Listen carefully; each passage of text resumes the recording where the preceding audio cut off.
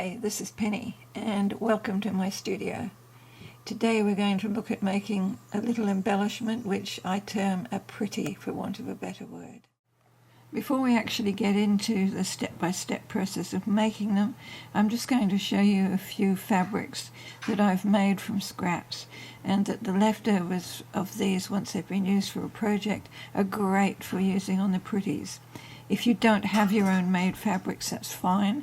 You can just use any precious fabric bits that you like. First, I've chosen some fabrics that I made from reject bits of sewing cotton. These three pieces are all made of that. The one on the left-hand side is yellow felt, which has had a few layers of organza put on it, and it's been stitched and then burnt with a heat gun.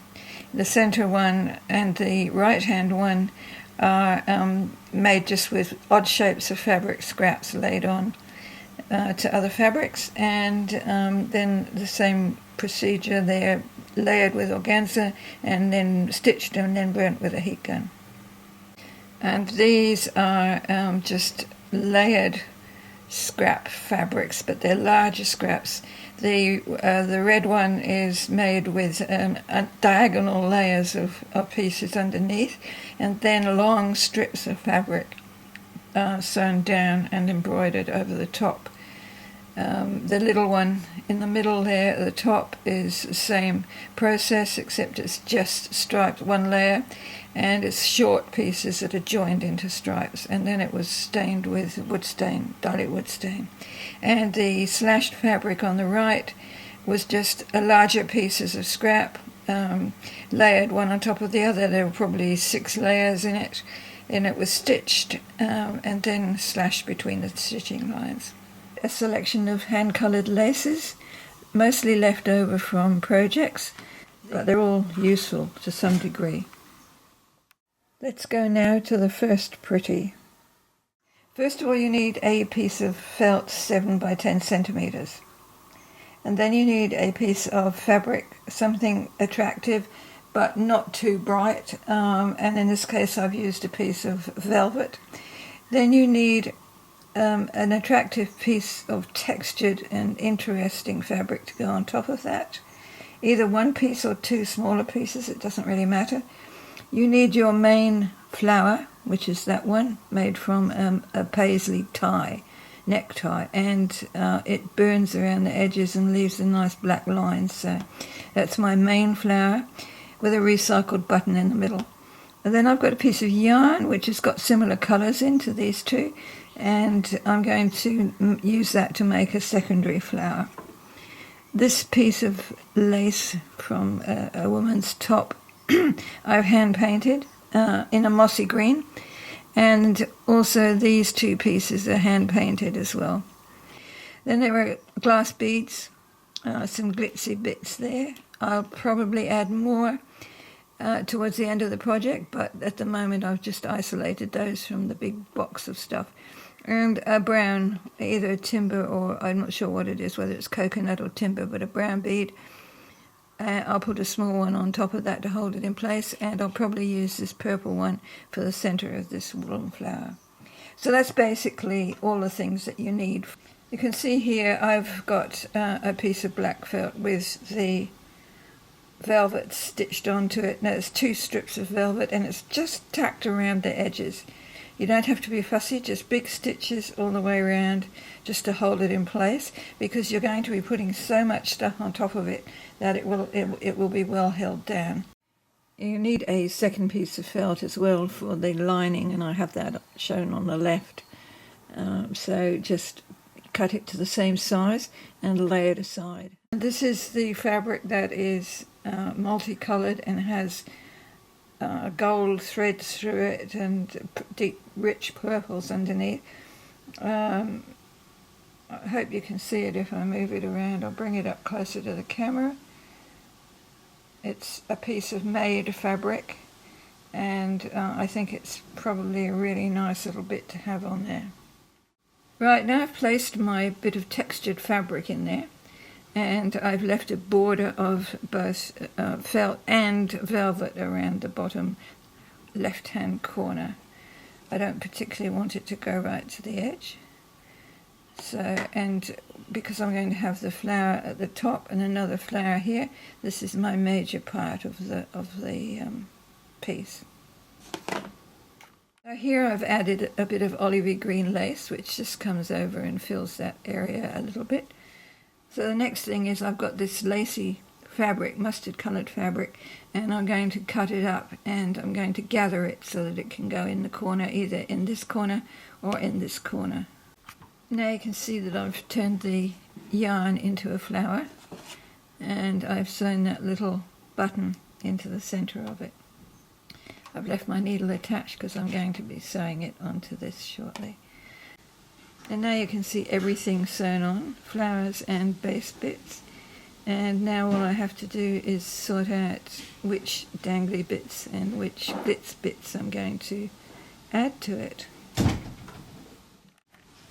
I want to point out here that nothing is glued, so if I want to change my mind I can remove everything on there and redo it.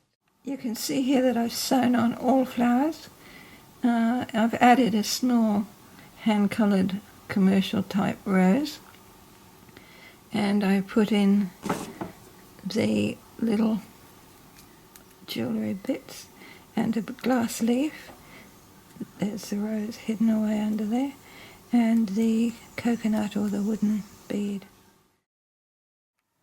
Now that first one's finished, let's go on now to the second. Here I've got some grey blue lacy fabric that I hand painted. I've got another piece of made fabric remnant, and I've got a small flower made from the tie and burnt around the edges, and then I've used some lace, yellow lace from a garment to make the centre with a little bit of jewellery in the centre. The secondary little flower is made from a strip of frayed selvage from some dyed denim, and there was just enough to gather it up and make a tiny flower. Instead of using velvet like the last flower, I decided to use the little flowers that were on this denim blue lace and put them alongside this piece of very highly textured made fabric. This is fairly big, so it covers enough of the area, and these just fill in the space. I've gathered the denim coloured lace into a little fan shape, and I stitched it down on the corner, the top right hand corner of the pretty. So now the next step then is to put the flowers on, I think. This is just roughly placed. It's the sort of finish that I'm looking for, with the lizard on the seam, on the join between the lace and the fabric, and those flowers roughly in that position. So I'll cut them and sew them together. Now you can see the finished piece put together. I have added a little green, moss green hand-coloured lace flower instead of the round coconut bead that I was going to use. I just thought it looked that much nicer. I'll bring it in so you can see closely. So the red centre of the flower actually picks up the red that's in the bottom of the fabric, and the glitz bits sort of spread throughout, and the lizard, I think, looks good between the two pieces. So basically that is finished. Right, let's review them now. I've actually done a bit more work on them, and I've made some other ones so I can have a look at a range of possibilities. With the first one that we made, you can see I've added some orange netting, a sort of a lacy netting design into it. And I've also used some handmade cord that I made with rainbow coloured threads, and I've put it around the edge of all three of them. You don't have to do that, obviously, but you can if you want to finish them off.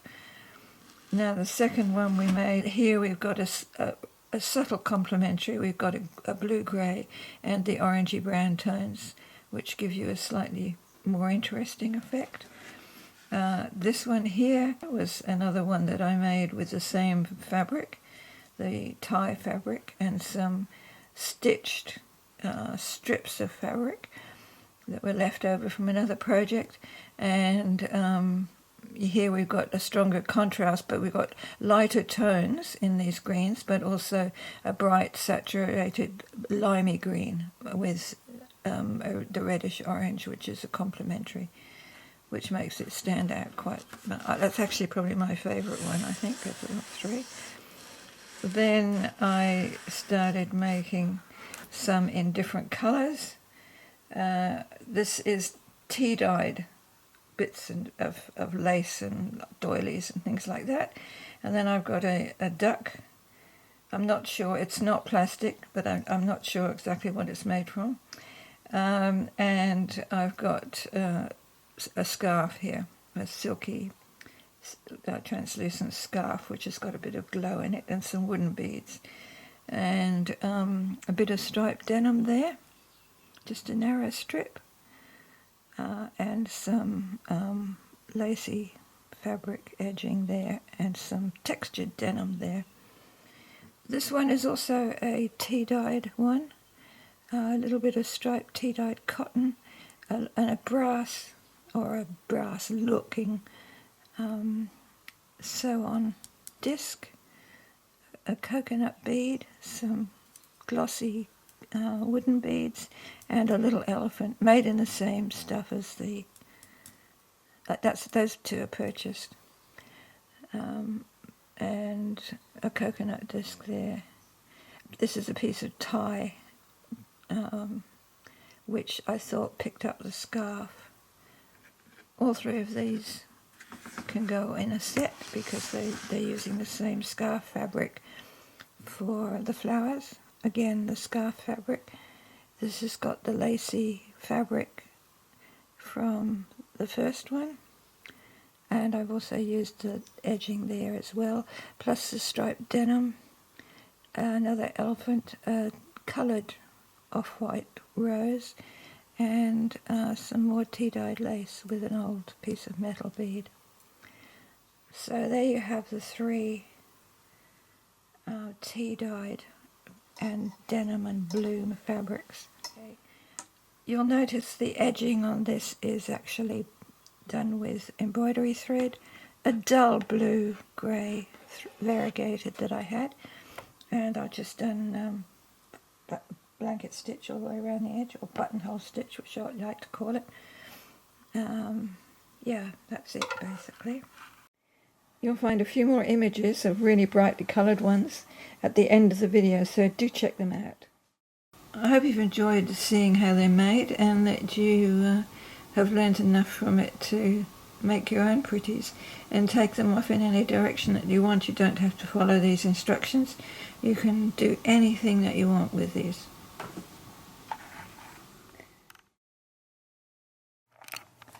Right, now for the boring bit. If you enjoyed the video, please give it a like. It helps out the algorithm. And share it with anyone you know who might like this project. If you don't want to miss out on my next project, please subscribe. Let me know in the comments if you're interested in seeing any specific technique, and I'll consider it. You can also find a selection of my work at pennyema.cravado.com. I'll put a link in the description below.